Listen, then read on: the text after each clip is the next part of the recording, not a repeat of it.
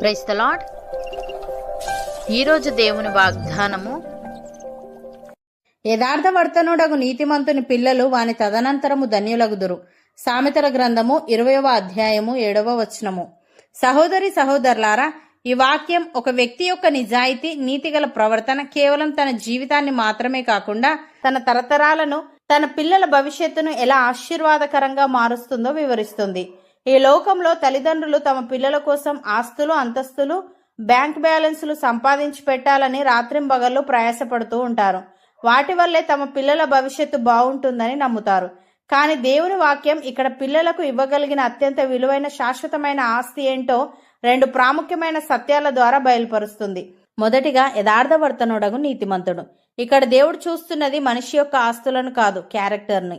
ఎవరైతే దేవుని యందు భయభక్తులు కలిగి లౌకిక లాభాల కోసం అడ్డదారులు తొక్కకుండా ప్రతి పరిస్థితిలోని యథార్థంగా ప్రవర్తిస్తూ నీతి మార్గంలో నడుస్తారో వారు దేవుని దృష్టిలో నిజమైన ధనవంతులుగా ఉంటారు.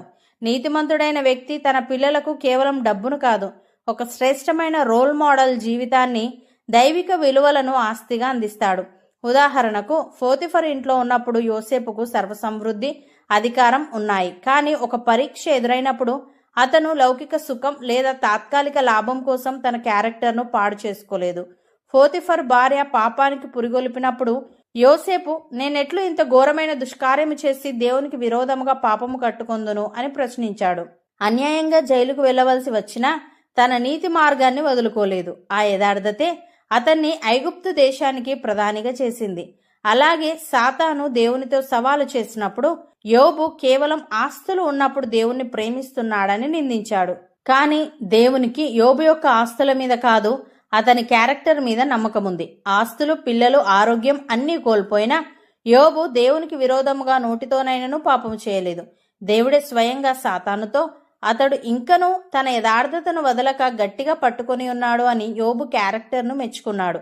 ప్రియులారా, ఈ లోకం మనిషి యొక్క బాహ్య రూపాన్ని, బ్యాంక్ బ్యాలెన్స్ను చూసి వారి విలువను అంచనా వేస్తుంది.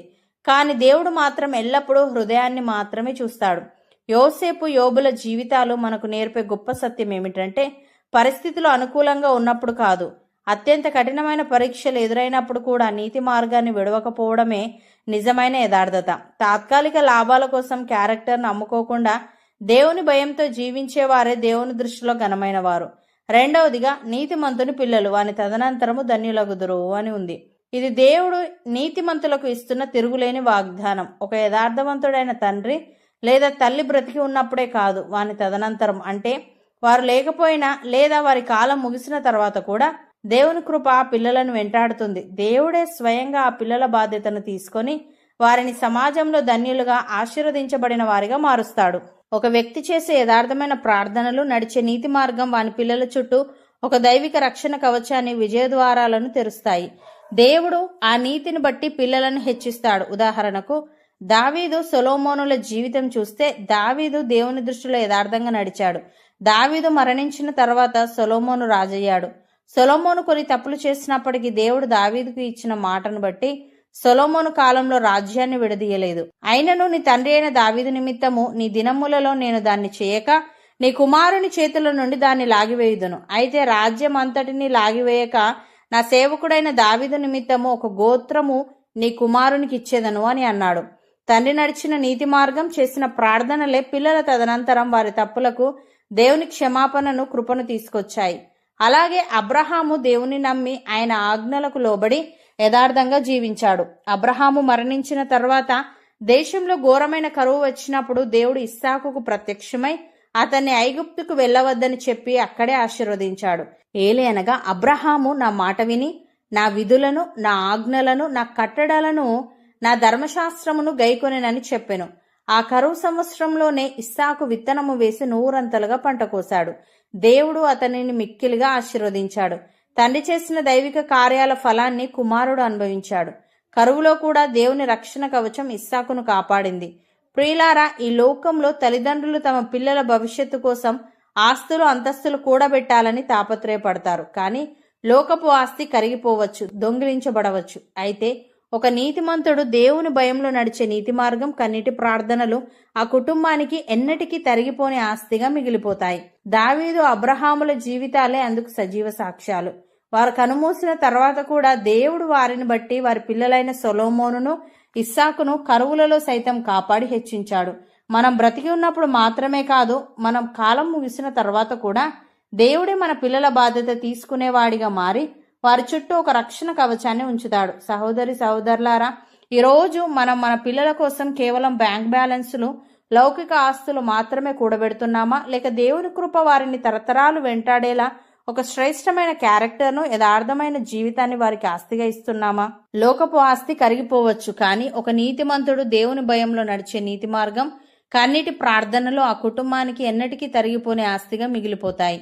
మనం బ్రతికి ఉన్నప్పుడు మాత్రమే కాదు, మన కాలం ముగిసిన తర్వాత కూడా దేవుడే మన పిల్లలకు పరమ తండ్రిగా బాధ్యత తీసుకునేవాడిగా మారి వారి చుట్టూ ఒక దైవిక రక్షణ కవచాన్ని ఉంచుతాడు. కాబట్టి ఎలాంటి శోధనలు ఎదురైనా యోసేపులా, యోబులా మన యథార్థతను కాపాడుకుందాం. మన పిల్లలకు బంగారు భవిష్యత్తును ఇవ్వడం అంటే కేవలం డబ్బు ఇవ్వడం కాదు. దేవుని కృప వారిని ఆవరించేలా మనం ఒక రోల్ మోడల్గా జీవించాలి. మన నీతి మార్గమే మన పిల్లల విజయానికి రాజమార్గం అవుతుంది.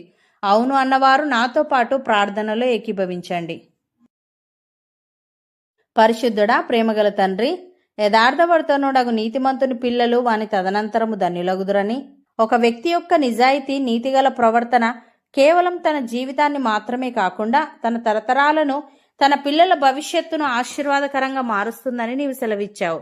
తండ్రి, నీకు స్తుతులు. దేవా, ఈ లోకం మనిషి యొక్క బాహ్య రూపాన్ని, బ్యాంక్ బ్యాలెన్స్ను చూసి వారి విలువను అంచనా వేస్తుంది. కానీ నీవు మాత్రం ఎల్లప్పుడూ హృదయాన్ని మాత్రమే చూస్తావు గనుక తాత్కాలిక లాభాల కోసం క్యారెక్టర్ను అమ్ముకోకుండా నీ భయంతో జీవించేవారే నీ దృష్టిలో ఘనమైన వారు గనుక మేము యథార్థంగా జీవిస్తూ మా ప్రార్థనలు మరియు నీతి మార్గం ద్వారా మా పిల్లల భవిష్యత్తును నీ హస్తాలకు అప్పగించే వారంగా ఉండుటకు సహాయము దయచేయమని, మేము బ్రతికి ఉన్నప్పుడు మాత్రమే కాదు, మా కాలం ముగిసిన తర్వాత కూడా నీవే మా పిల్లల బాధ్యత తీసుకునేవాడిగా మారి వారి చుట్టూ ఒక రక్షణ కవచాన్ని ఉంచుతావు గనుక నీకు కృతజ్ఞతలు చెల్లిస్తూ మేము మా పిల్లలకు కేవలం లౌకిక ఆస్తులు మాత్రమే కాకుండా నీవు మెచ్చే నీతిగల ప్రవర్తనను, విలువలతో కూడిన జీవితాన్ని వారసత్వంగా అందించే వారంగా ఉండుటకు కృపచూపమని, ఈ వాగ్దానాన్ని నమ్మి ప్రార్థనలో ఏకీభవిస్తున్న ప్రతి ఒక్కరిని, అలాగే వారి పిల్లలను నీ కృపతో నింపి నీవిచ్చే సమృద్ధిని, రక్షణను పొందుకునేలా చేయమని యేసుక్రీస్తు నామమున ప్రార్థిస్తున్నాము తండ్రి. ఆమెన్.